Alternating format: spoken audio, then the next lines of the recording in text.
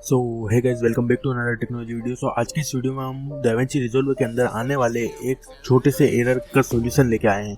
तो उसी को आज की इस वीडियो में हम सॉल्व करने वाले हैं। गाइस चलिए वीडियो की ओर बढ़ते हैं। इससे पहले अगर आपने चैनल को सब्सक्राइब नहीं किया तो चैनल को सब्सक्राइब कर देना और वीडियो को लाइक कर देना अगर आपकी इस वीडियो की मदद से हेल्प होती हो तो मैं आपको बता देता हूँ कि एरर क्या आ रही है। तो जैसे ये जो DaVinci Resolve है, आप इसको ओपन करते हो।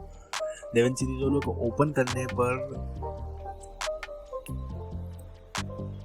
ठीक है, तो हमारा DaVinci Resolve ओपन हो गया है। अब आप देख सकते हो कि यहाँ पर जो है हमारे पास न्यू प्रोजेक्ट से रिलेटेड या फिर क्रिएट प्रोजेक्ट ऐसा कुछ भी पहले जो ऑप्शन आता था वो ऑप्शन कुछ भी यहाँ पर शो नहीं कर रहा है। और एक और यहाँ पर जो एरर आ रहा है वो एरर ये है कि local database is incompatible.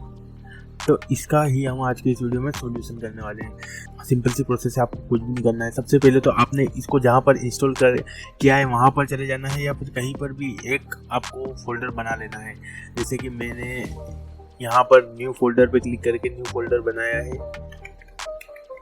Database नाम से मैंने एक न्यू फोल्डर बना लिया है। ठीक है, अब मैं ये फोल्डर मेरा डेस्कटॉप पे है। अब मैंने या तो मैं कनेक्ट डेटाबेस पे क्लिक करूँ।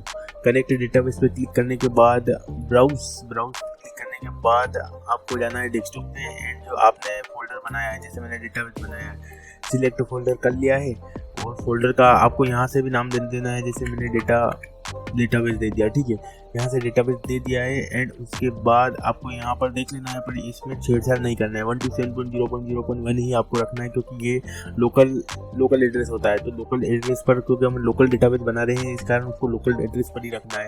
इस कारण आपको यहाँ पर किसी चीज़ में भी छेड़छाड़ नहीं करना है। जो भी पासवर्ड, यूजर नेम जो है वो आपको वही रखना है। ठीक है, बस आपको एक बार देख सकते हो आपके पासवर्ड क्या है। ठीक है, अब आपको कनेक्ट पर क्लिक करना है। अब आप देख रहे हो कि कनेक्ट पे जब हम क्लिक कर रहे हैं तो भी कुछ हो नहीं रहा है।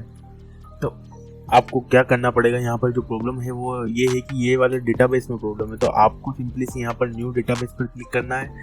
न्यू डेटाबेस पर क्लिक करने के बाद न्यू डेटाबेस का नाम दे देना है। जैसे हमने नाम दे दिया इसका डेटाबेस 1 नाम दे दिया। ठीक है, उसके बाद ब्राउज पे क्लिक करना है। ब्राउज पे क्लिक करने के बाद आपको डेस्कटॉप पे आके जो फोल्डर आपने बनाया है इसको सिलेक्ट कर लेना है, ये वाले फोल्डर को। ठीक है, हमने सिलेक्ट कर लिया है। देन उसके बाद आपको क्रिएट वाले बटन पर क्लिक करना है।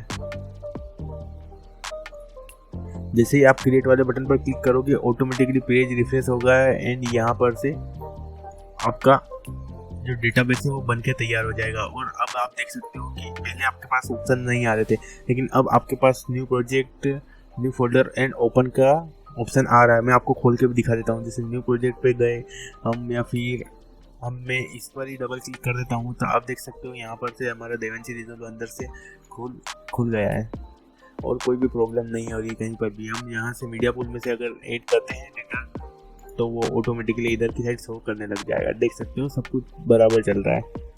तो यही था गाइस आज का ये वीडियो। बताना कमेंट करके वीडियो कैसा लगा।